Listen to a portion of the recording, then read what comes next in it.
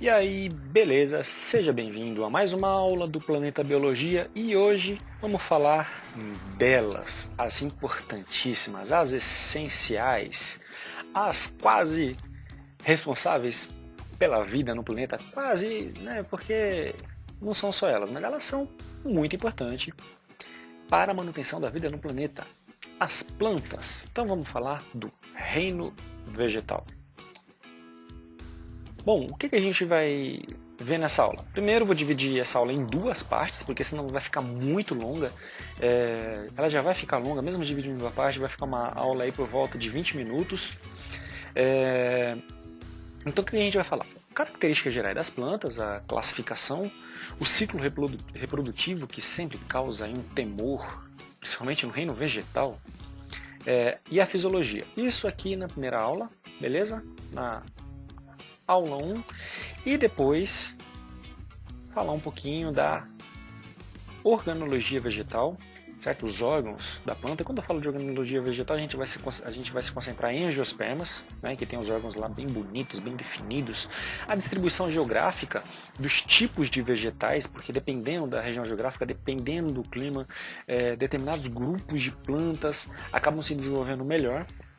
A polinização, né? E os biomas, aqui bem relacionado, certo? Bioma e distribuição geográfica está bem relacionado esse assunto. Bom, em relação às plantas mais simples que a gente encontra são as briófitas e as pteridófitas. As briófitas são, dentre essas duas, né? As briófitas são as mais simples. Elas são extremamente dependentes da água. Elas não conseguem sobreviver em um ambiente seco porque elas não têm estrutura especializadas para poder conseguir armazenar água. Então elas são muito sensíveis aí, a uma alteração hídrica ou a um baixo fluxo hídrico. Entre as pteridófitas a gente pode citar os musgos, certo? E a samambaia estão entre os principais representantes das pteridófitas. Musgo e samambaias evoluíram das primeiras plantas terrestres, a quais surgiram das algas verdes por evolução, certo? Então as plantas aí, ainda vou fazer uma aula de evolução falando sobre cladograma, sobre cladograma, sobre filotaxia também, para a gente poder linkar melhor esses assuntos. Quais as diferenças, né, entre musgos e samambaias? O que diferencia aí, por exemplo, uma briófita de uma pteridófita? Como essas plantas se reproduzem? Então a gente vai dar uma olhada nisso aí também. Bom, as briófitas. Os musgos, que são as briófitas mais conhecidas, vivem agrupadas e, deste modo, retêm mais água da chuva, do orvalho ou do ambiente ali em torno, seja rios ou lagos.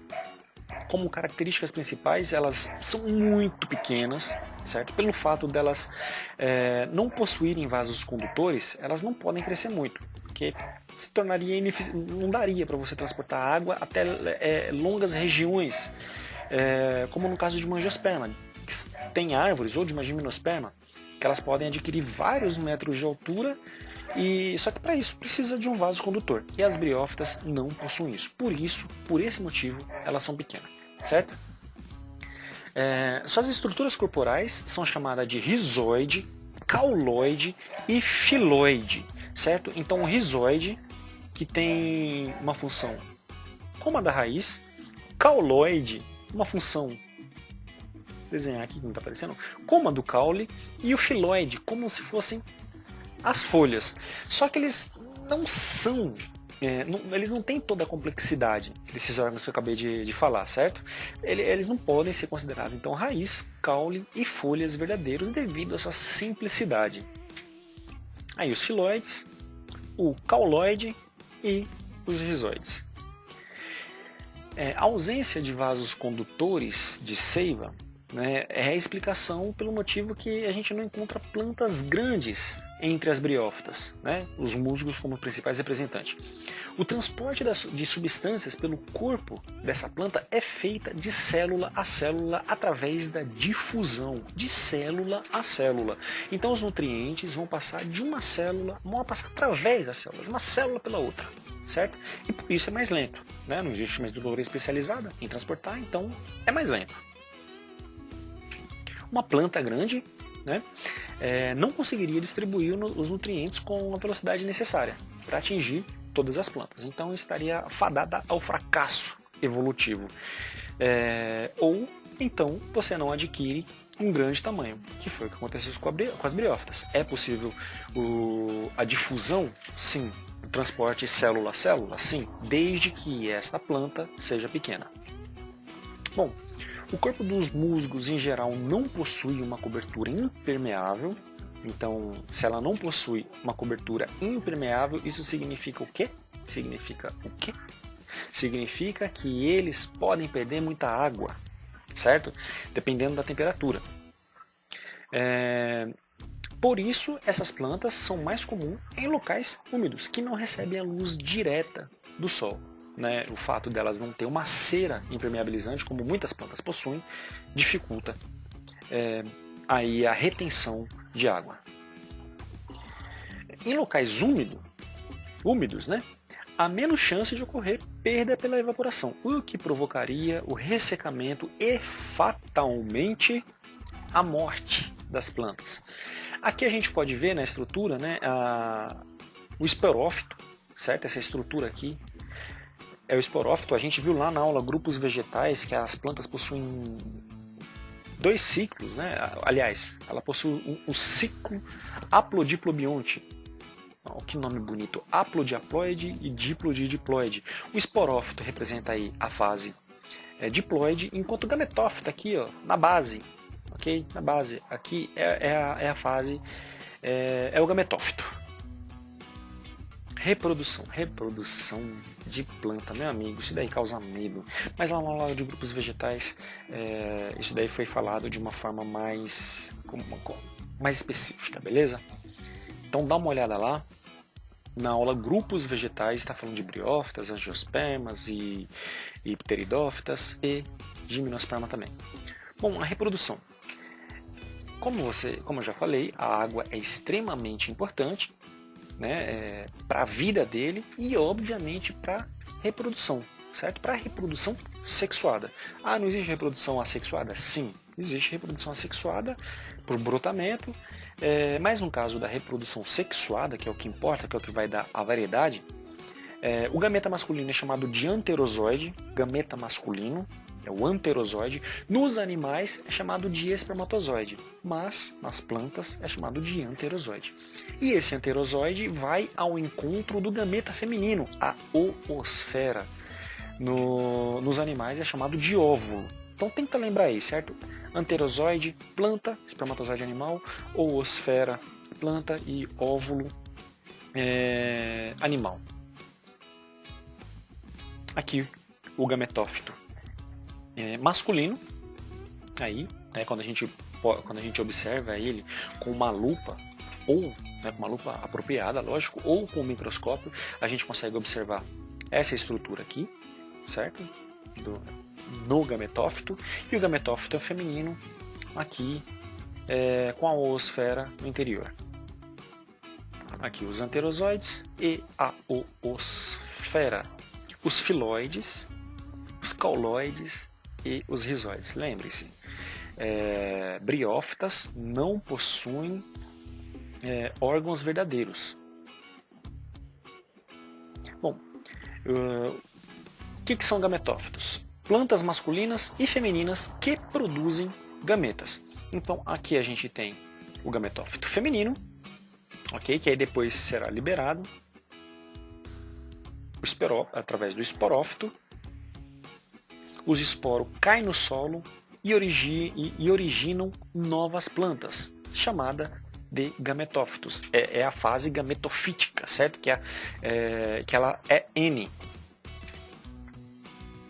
Após a fecundação, forma-se uma planta que cresce sobre o pé do musgo feminino, chamado de esporófito. Aqui, ó, essa fase aqui, ó, certo? O esporófito.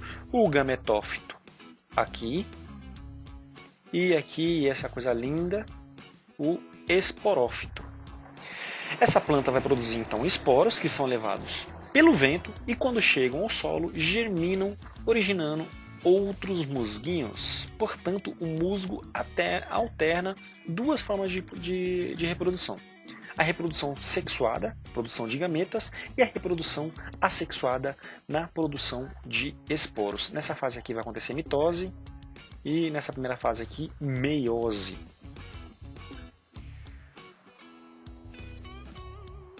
Bom, hepáticas também são exemplos aí de briófitas, mais incomuns ou mais difíceis de achar, pelo menos aqui em nossa região, no Brasil. Os musgos são muito mais comuns, não significa que você não vai encontrar, mas pelo menos é muito mais comum você encontrar musgo. São muito mais abundantes. Eles têm a forma achatada e também desculpa aí, são encontradas em locais úmidos. Os filóides têm entre 2 centímetros e 10 centímetros de comprimento. As hepáticas recebem esse nome porque a sua folha, na verdade, a sua folha não, hein? O seu filóide, né, ele é assemelhado à pessoa que viu aí, que o taxonomista, né, ou o cara aí que foi responsável pela sistematização, olhou aquele filóide e falou assim, isso daí parece com o fígado humano. E aí deu o nome de hepática. Bom, as pteridófitas, que também são plantas bastante dependentes de água, né, como principais representantes a gente tem as samambaias e avencas, também salvíneas, certo? São pteridófitas bem conhecidas e muito utilizadas como plantas ornamentais. Aqui nessa foto a gente tem salvínia, vamos dar uma olhada nas samambaias também. A avenca, que é bonitona, talvez você já tenha visto isso daí lá na casa da sua avó. Essa daqui ela é sempre encontrada em locais úmidos, né, muito associada a local úmido também. Bom, pteris vem do grego feto. A folha nova da planta tem a forma parecida com a de um feto humano. Isso daí, segundo a visão lá do taxonomista que viu e achou isso. Mas eu concordo, viu? Lá na aula de pteridófita tem uma imagem que ele realmente parece a imagem, né, de um feto humano. Bom, as pteridófitas apresentam várias características que estão ausentes no musgo. Ou seja, elas têm características, certo? A mais, evolutivamente, elas aparecem depois dos musgos, né? Ou seja, das briófitas. E isso vai conferir algumas, como eu posso dizer, características extras que a gente já vai ver.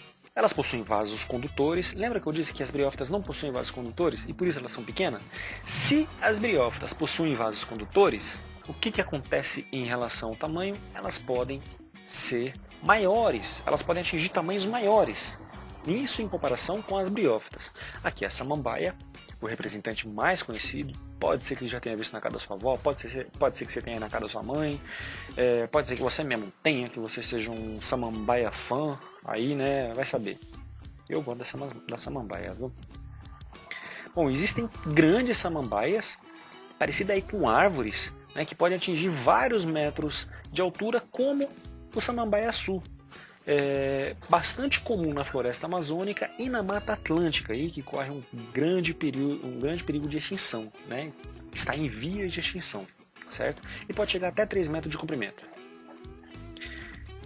Outras características, aí sim, elas possuem, diferente das briófitas, uma raiz verdadeira, um caule verdadeiro e folhas verdadeiras, certo? Então a complexidade desses órgãos, essa especialização, uma folha ela pode realizar várias funções, né? Não só realizar a fotossíntese, mas também armazenar nutrientes, por exemplo, né, no caso da folha, que as briófitas não podiam, não tinha isso nas briófitas.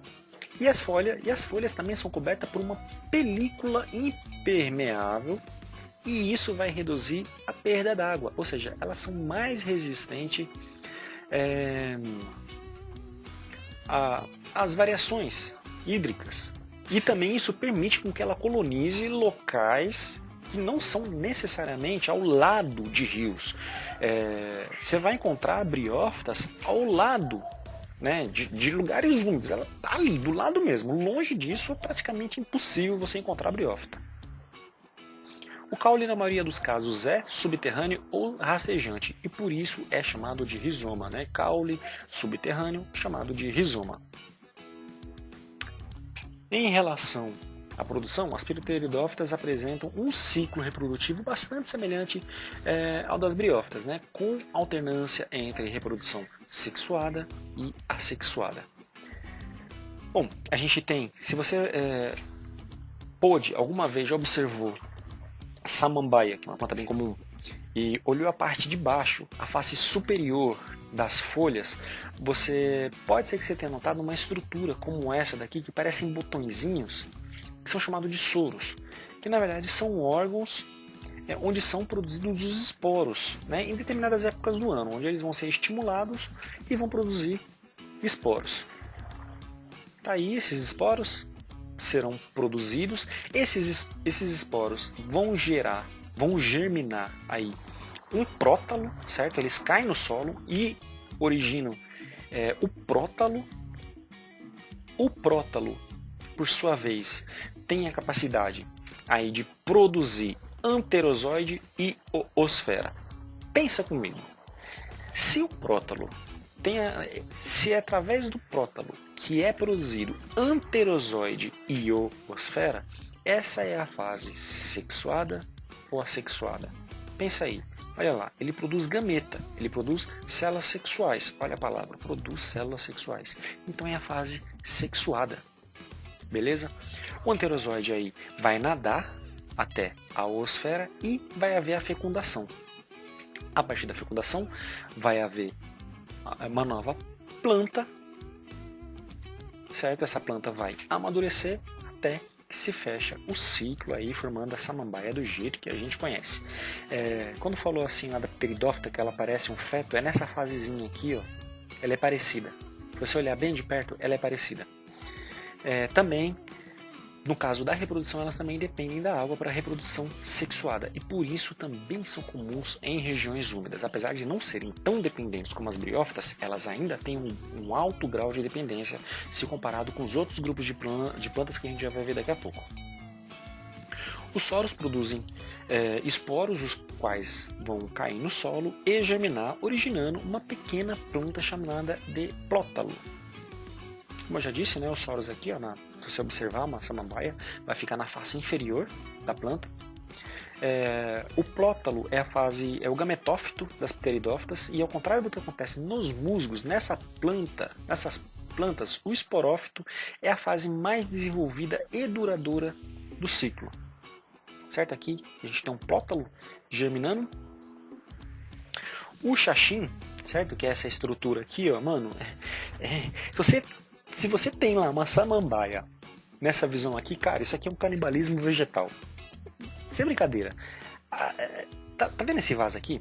Ele é feito de samambaia, do samambaiaçu, né? No caule do samambaiaçu, que vai fornecer nutrientes para essa samambaia. E pelo fato da galera usar muito esse tipo aqui de vaso para a cultura de samambaia, é que está levando aí o risco de extinção. Existe uma alternativa de usar casca de coco para isso, né? E é bem mais legal. Então aqui, o xaxim é um material utilizado para a produção de vasos para plantas ornamentais. E nesse caso aqui me parece um canibalismo vegetal. Lógico que não é, né? Mas só para ilustrar. Ele é feito a partir do caule de samambaiaçu, que é aéreo e não subterrâneo como da maioria das samambaias. A samambaiaçu é uma planta típica da Mata Atlântica, também se encontra na região amazônica, e está ameaçada de extinção por causa da extensa, né, exploração comercial. E hoje ela é proibida por lei. Como eu já disse, a alternativa é o coxim, a partir da casca de coco. Bom, em relação à origem das pteridófitas, as pteridófitas apareceram, uma estimativa há cerca de 430 milhões de anos atrás, e se diversificaram no ambiente terrestre, formando grandes florestas. Essas florestas deram origem a grandes depósitos de carvão mineral. O carvão mineral aí, que é um grande poluente, né? É uma forma de produção de energia bastante suja, tem origem principalmente por conta da fossilização de florestas de pteridófitas. Floresta de pteridófitas, essas florestas são cobertas por rochas sedimentares, né, durante vários períodos geológicos, e aí é formado depósito de carvão mineral. As gimnospermas. Então a gente está aumentando aí agora o nível de complexidade. Passamos lá então pelas briófitas mais simples, as pteridófitas um pouco mais complexas, e agora as gimnospermas mais complexas ainda. Então tem novidades em relação a algumas características que aparecem aí nesse grupo, e nós já vamos ver. Bom, as gimnospermas, além de servir como alimento, né, as sementes principalmente, como o pinheiro do Paraná, também conhecido como araucária, que produz uma semente deliciosa, muito comum aí nas festas juninas do sul, do sudeste. É uma iguaria e né, logicamente comestível. Além de servir de alimento, as sementes desempenham importantes funções nas plantas. Como o grão de pólen e a semente contribuem para a reprodução das gimnospermas? Como? Que exemplos de gimnospermas você conhece? Aqui já tem uma, ó, que é a araucária, né, também conhecido como pinheiro do Paraná. Que outro? Você pode ser, né, uma tradição brasileira. Eu aqui em casa não utilizo, acho isso daí, não vejo necessidade de se tirar uma planta do ambiente dela para produzir, para deixar ela em casa para ela morrer depois, né? Que é o caso dos pinheiros de Natal, né? Que é utilizada uma planta lá que chama casuarina. Eu não gosto, particularmente, apesar de ser importante culturalmente, mas eu não gosto de pegar a plantinha lá e matar, não. E também não gosto de pegar uma planta de plástico e botar a luz. Enfim, cada um, né? Cada um com o seu cada um. Bom, as gimnospermas, então, novidade aí, são as plantas com sementes, já não é mais os esporos. Lembra que briófita e pteridófita são esporos? Na gimnosperma são plantas com semente. Uma comparação que a gente sempre faz em relação às angiospermas é que as angiospermas são plantas com flores e sementes dentro dos frutos, e as gimnospermas não produzem frutos, e a semente são nuas.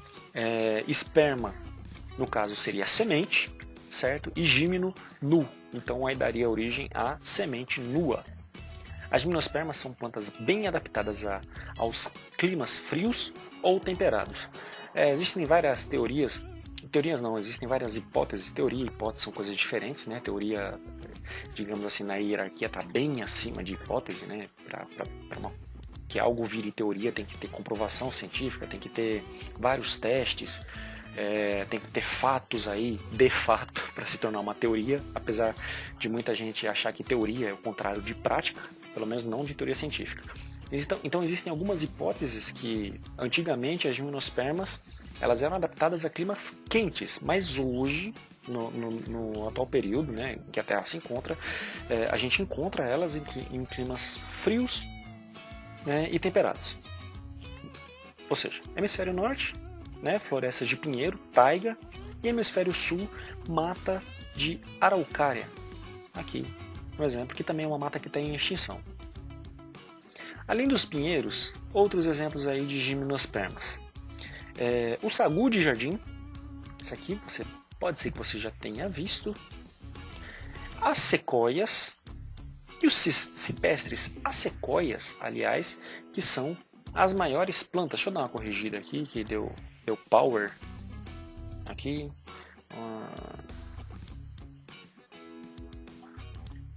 Depois eu ajeito aqui as sequoias. Deixa eu fazer isso já logo. Certo? Os pinheiros bravos, né? Sequoias, que são as maiores plantas, não são as maiores plantas, são os maiores seres vivos da Terra. né, maiores do que a baleia azul, no caso. Certo? São os maiores seres vivos da Terra, são gigantes mesmo. O tamanhozinho aqui, ó. Chega a atingir mais de 30 metros facilmente. Facilmente. Como exemplos, a gente tem sequoia, cipestres, tuias ou casuarinas, né, como as árvores de Natal, cicas ou saguas de jardim, que no caso é esse, e pinheiros bravos ou podocarpos. São exemplos. Nas gimnospermas, além de folhas encarregadas para realizar a fotossíntese, a gente também vai encontrar ramos com folhas especializadas na reprodução, os estróbilos ou cones. Então, existe uma especialização aí das folhas. Nas gimnospermas isso é muito mais intenso. Uma folha pode acabar se modificando, se tornando uma flor, só que a própria flor, existem vários tipos de flor, de folhas diferentes, que a gente vai ver lá em angiosperma. Então os estróbilos ou cones são a parte sexual, certo? Aqui, estróbilo ou o cone masculino, e aqui o estróbilo ou o cone feminino. Aqui a gente dá uma olhadinha, né, uma foto real, tem aí entre 10 e 20 centímetros de diâmetro. Aqui o estróbilo de macica, que é bem comum, aqui no caso masculino, e aqui o feminino. A produção de grãos de pólen foi uma das adaptações das gimnospermas, responsável pelo seu sucesso na colonização de ambiente terrestre. Então, olha só, o grão de pólen, né, o aparecimento dessa estrutura aí, confere à gimnosperma uma dependência muito menor da água, principalmente se a gente for falar de reprodução, porque elas agora não vão mais precisar da água, diferente das pteridófitas, diferente das briófitas. É sempre bom a gente estudar cada um desses grupos comparando, certo? Com os outros, para a gente justamente entender as diferenças. Então, o grão de pólen confere, no caso das gimnospermas, uma independência em relação à água. O gameta masculino é levado de uma planta para outra pelo vento, protegido dentro do grão de pólen. Então, no interior do grão de pólen é que a gente vai encontrar aí o gameta masculino. Nas coníferas, aquelas árvores em forma de cone, encontram-se os estróbilos ou cones masculinos. Não confunda aí o cone com o formato da árvore, ok? Especializados na produção de grão de pólen. São levados pelo vento. Polinização pelo vento é chamado de anemofilia. Alguns grãos de pólen podem cair sobre o cone ou estróbilo feminino de outra planta. Então tá aí, ó, a produção de grão de pólen. Então ela produz, libera isso em determinada época, o vento leva, ok? E aí acontece a fertilização, a fecundação quando entra em contato aí com o estróbilo feminino. E aí o grão de pólen, o estróbilo liberando grãos de pólen. E aí vamos ver aí o ciclo reprodutivo. Então aí a gente tem um exemplo do cone masculino e o cone feminino. O cone masculino vai produzir o grão de pólen, que por sua vez será levado pelo vento. Ele tem umas estruturas aqui aladas, certo?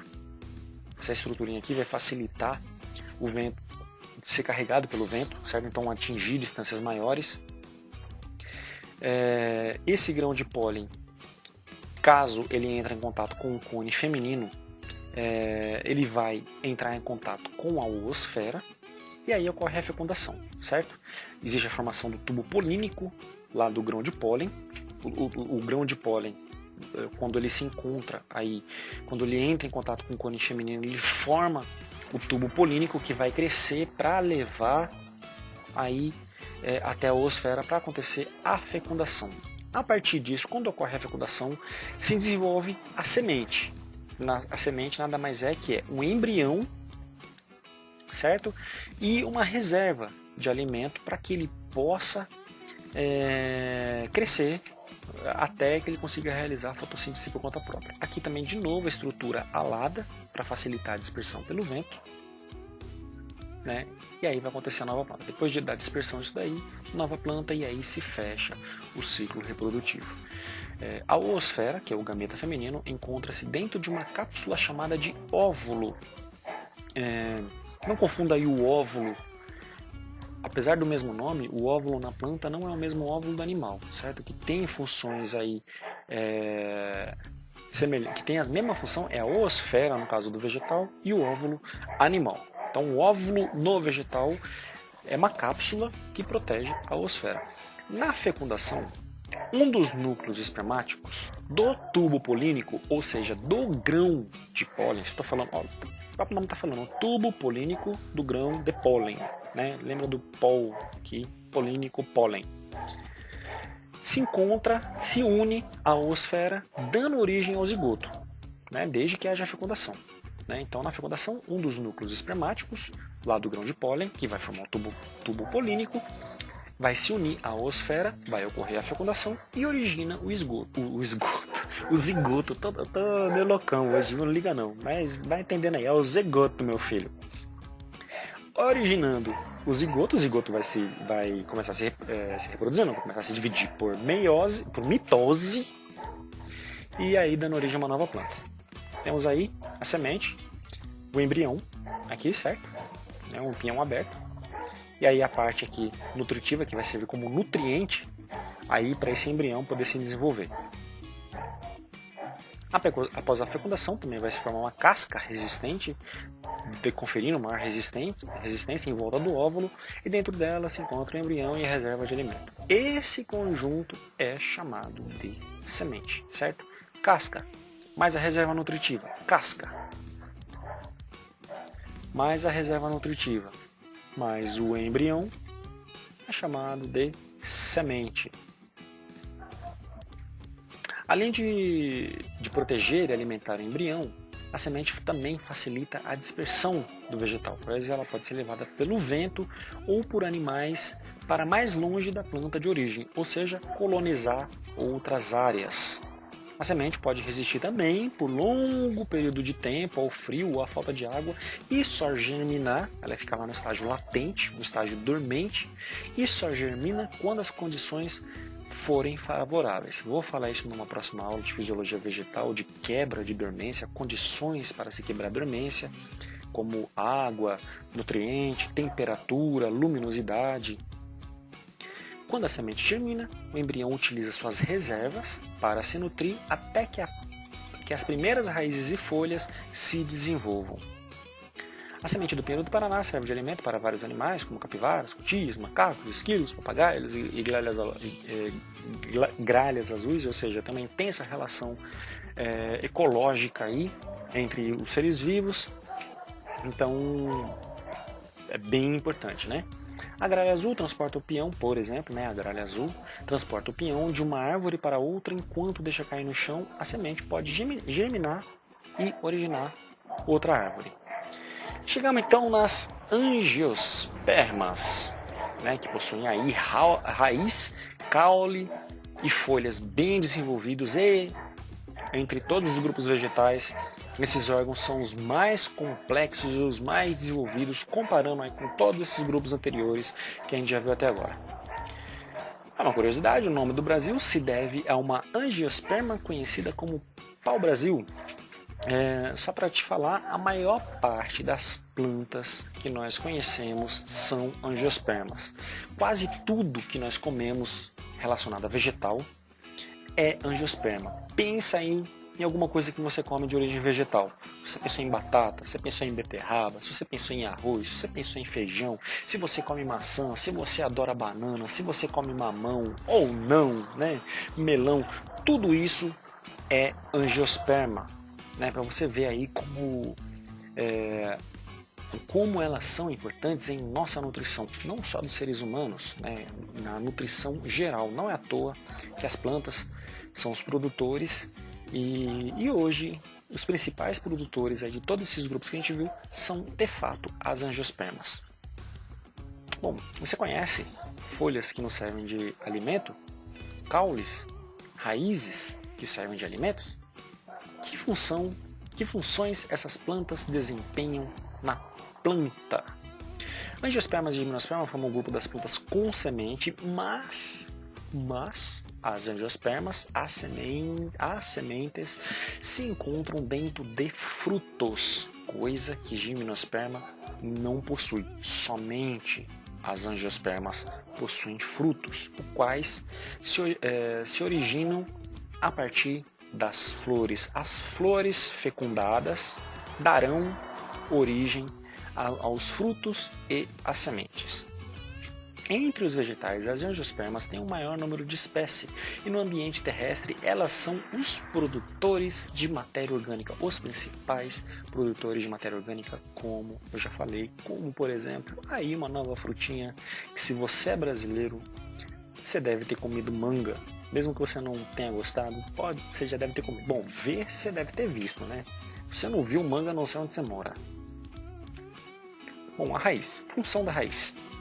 Acumular reservas nutritivas para a planta, fixar o vegetal no solo, absorver águas e sais minerais. Essas são as funções da raiz, beleza?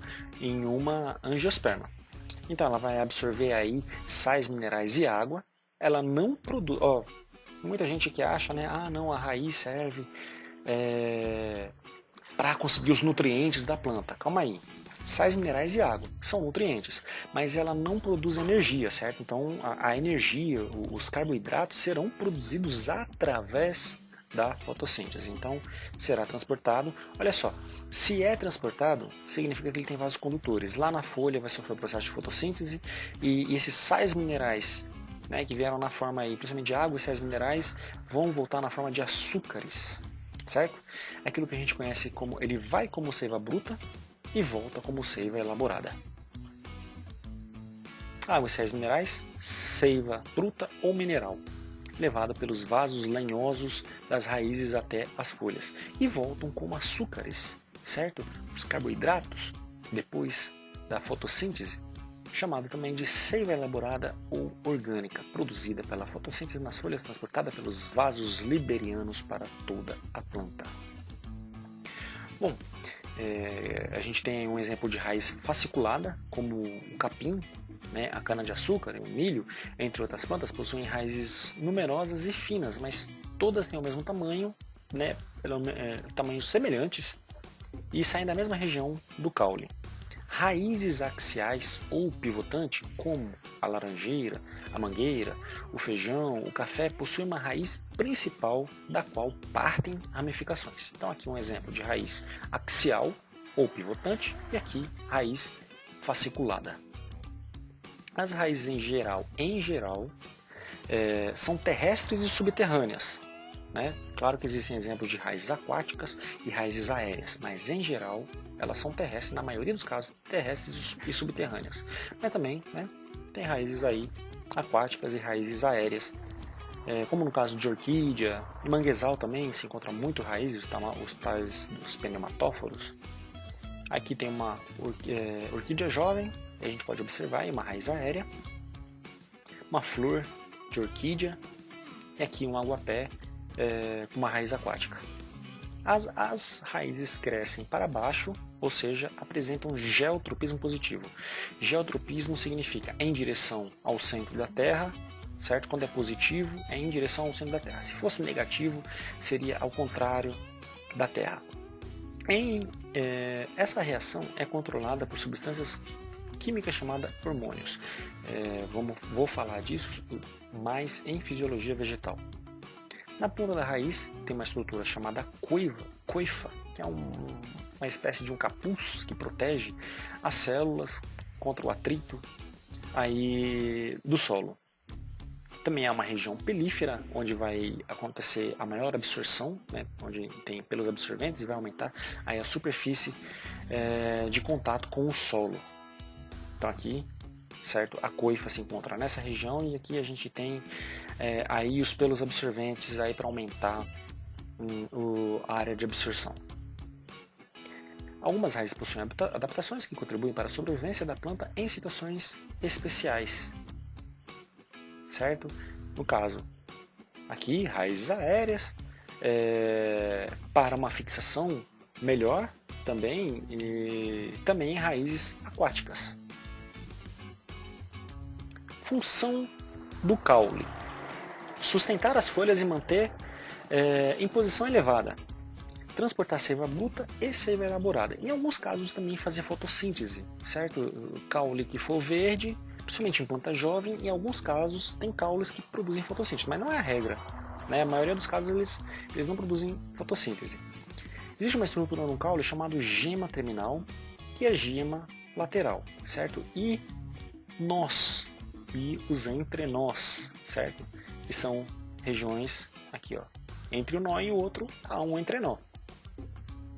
Assim como a raiz, o caule apresenta regiões diferenciadas, como a gema ou broto terminal, os nós e entrenós, e as gemas auxiliares e laterais, que vai aí organizar o crescimento da planta tanto para cima quanto para os lados.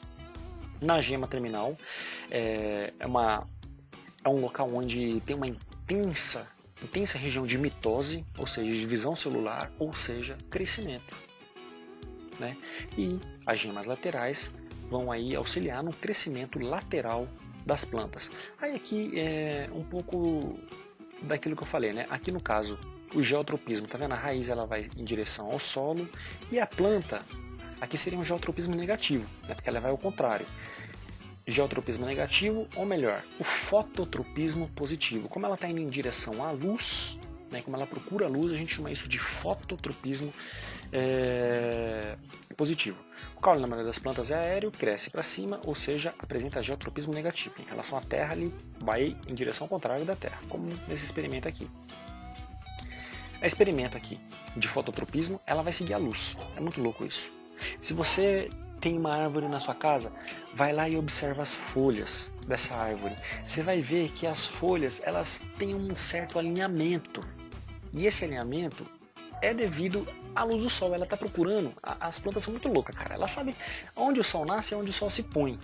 E observando as plantas, você pode, em muitos casos, conseguir identificar isso, né? Porque elas procuram através do fototropismo positivo. A maioria das angiospermas possuem caule que cresce acima do solo. Maioria, mas não todas, né? São chamados de caule aéreo. Como um caso na maior parte das angiospermas. Melancia e cebola. Maior parte caules aéreos. E outras possuem caules subterrâneos. Que são chamados rizomas. Okay? Como a bananeira, por exemplo. A bananeira, aquilo que a gente acha que é o caule, na verdade não é o caule. Aquilo ali, na verdade, são folhas que dão a impressão de caule, mas o caule da bananeira está debaixo da terra. Alguns caules apresentam certas modificações que são adaptações das plantas. É o caso de espinhos, acúlios e gavinhas. Espinhos são ramos protegidos com função protetoras. Gavinhas vão ajudar aí na fixação, né, prendendo as plantas a certas estruturas.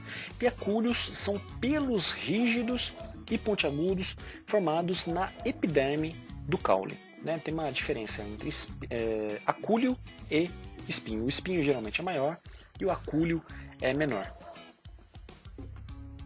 As folhas, né, que são órgãos ricos em células com clorofila, também rico em organela. As suas células são ricas em uma organela chamada cloroplasto, e elas são responsáveis, a sua principal função é fazer fotossíntese, ou seja, produzir nutrientes, produzir carboidratos para a planta, certo? Em geral, elas têm forma de lâminas finas.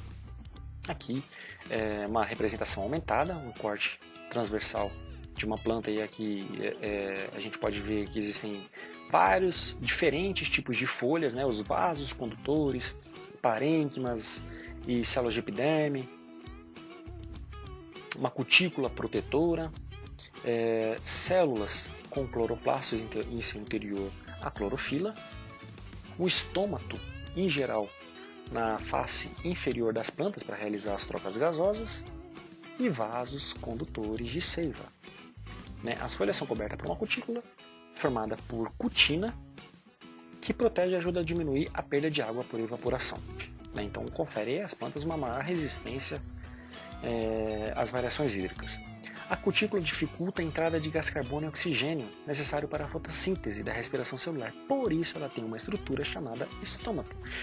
No entanto, né, a epiderme da folha existem pequenas aberturas chamadas estômatos que facilitam a passagem desses gases e a transpiração. Aí a estrutura, né, a forma de um estômato quando a planta vai realizar, essa célula vai se abrir, esse par de células se abre e fecha para realizar a troca de gases. Aqui, nesse exemplo, aberto, e aqui nesse outro exemplo, fechado. Nesse caso aqui, quando existe uma certa mudança de água, então ele se mantém aberto, e aqui, quando a água está baixa, ele se mantém fechado. Eles fazem isso também durante a noite, né? A maior parte do caso eles fazem isso durante a noite, porque de dia é calor, então quando você tem uma temperatura menor e não tem incidência de raios, isso funciona melhor à noite. Os estômatos são formados por duas células, com uma abertura entre elas, o que permite o controle da perda de água pela planta. Em algumas plantas de clima úmido, há nas bordas das folhas aberturas chamadas hidatódios, que eliminam água na forma líquida. E esse fenômeno é chamado de gutação, certo? Em plantas de locais úmidos, para poder eliminar exatamente aí o excesso de água. Então elas são adaptadas a muita água. Se você pega uma planta dessa, coloca num lugar seco, vai morrer. E o contrário também, se você pega lá um cacto, que é adaptado ao local seco, e começa a aguar ele todo dia, a chance dele morrer é grande.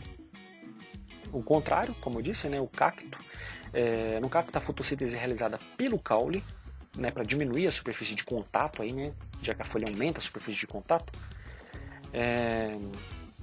para poder conservar mais água.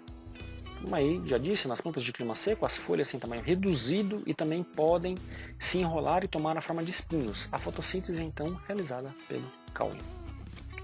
Folhas são formadas por três partes principais, né? O limbo, o pecíolo e a bainha. Porém, nem todas as folhas apresentam essas três partes, certo? Que é a bainha, o pecíolo e o limbo. E no limbo a gente encontra as nervuras, que nada mais são que os vasos condutores. Algumas plantas, quando você toca elas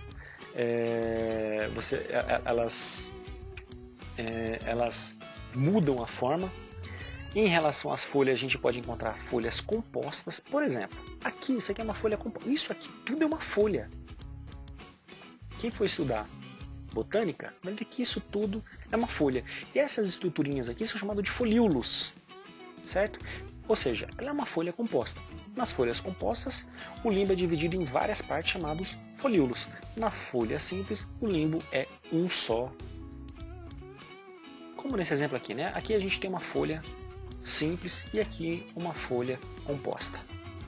Algumas folhas também apresentam adaptações, como os espinhos de cactos e as gavinhas, semelhantes às gavinhas dos caules.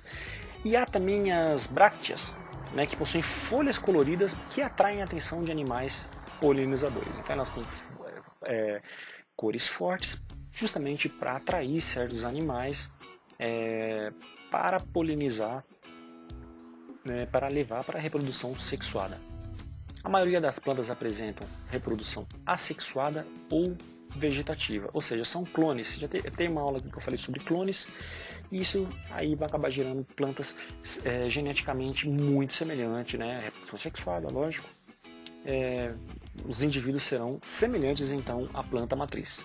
A reprodução vegetativa, no morango, por exemplo, né? Você tem um morango aqui, aí ele se divide, começa um outro indivíduo, chamado aí reprodução por estolão. No caso da batata, reprodução por tubérculos de raiz. Então, o pessoal que planta batata, pega lá uma batata, às vezes acaba dividindo ela para plantar várias outras a partir de uma matriz. Né, os tubérculos, aí a partir de um tubérculo vai nascer um broto, no caso de uma batata doce. Os caules subterrâneos e rasteiros desenvolvem em certos pontos raízes que originam novas mudas de plantas. Daí é produção assexuada. E aí agora um pouquinho de flores, frutos e sementes. Bom, quais são as partes de uma flor e de um fruto? Quais são as funções da flor e do fruto. Como o fruto se desenvolve. Como essa aula é longa, essas são as cenas do próximo capítulo. Então aguarde aí que eu já vou falar de tudo isso na próxima aula. Se você ainda não curtiu esse vídeo, curta aí para dar uma ajuda. Se você ainda não se inscreveu, se inscreva. Se você gostou do nosso canal, não perde tempo não. E assina e ativa as notificações, porque assim que cada vídeo fica pronto, você fica sabendo ali na hora quando o vídeo saiu. Beleza? Qualquer dúvida é só colocar aí, eu tento responder o mais rápido possível. E vou ficando por aqui. Até a próxima. Valeu, falou, tchau. E aí, você gostou desse slide que você acabou de ver? Se você gostou, saiba que você vai poder baixar 5 slides como esse grátis, ok? Eu vou deixar o link aí na descrição, beleza? Então você pode baixar 5 aulas como essa, uma de biologia celular, uma sobre aves, divisão celular, biomas brasileiras e sistema imunológico. Se você quiser mais e quiser 88 slides, aí por um precinho bem justo, beleza? Convenhamos aí, você vai poder baixar 88 slides, como esse que você acabou de assistir. Só para você dar uma olhada, se você clicar aqui, para você poder ver as aulas, por exemplo, essa de aves, então você vai poder fazer o download, você pode visualizar, você clica aqui, beleza? Vai se abrir uma janela e é só você clicar em fazer download, nessa setinha aqui, em fazer download. Vai abrir, pronto. Começou o download desse slide, beleza? Bom, claro, se você quiser os 88, tem todos os temas aqui, tem os temas de todas as aulas. Biologia celular são 12 aulas, como essa, ecologia são 12 também, evolução 7, fisiologia, anatomia 11, genética 7, parasitologia 5, vírus, monera, protistas e fungos 4, botânica 12, zoologia 17, ok? Acho que você não vai se arrepender, você vai economizar muito tempo. Se você é professor, você sabe o trabalho que dá preparar uma aula, conseguir a atenção dos alunos, sua aula vai melhorar muito, você vai economizar muito tempo de planejamento e melhor, né? Você vai poder editar essa aula. Por exemplo, isso daqui de sistema imunológico, ó, quer trocar? Ah, não gostei dessa imagem, não vai embora, tchau, não gostei dessa. Não gostei de sistema imunológico, eu prefiro imunitário. Então você vai poder editar do jeito que você quiser, apagar, colocar, certo? Do jeito que você achar melhor. Então aí, dando uma olhadinha nos slides, essa aqui é uma aula sobre genética, só para você colocar aqui no modo tela cheia, para você ver. Aí você vai passando a sua aula, você vai explicando, ok? Você que é professor ou você que é aluno, quer detonar aí na sua apresentação, tem aí muito material para você trabalhar. Ou estudar também, né? É um bom material também de estudo. Então depende de qual é o seu foco, esse material é bem legal, vai te ajudar bastante. Ó, baixa esses 5 slides aí, testa ele, veja eles, você não vai se arrepender. O link está aí na descrição. Valeu, galera, até mais.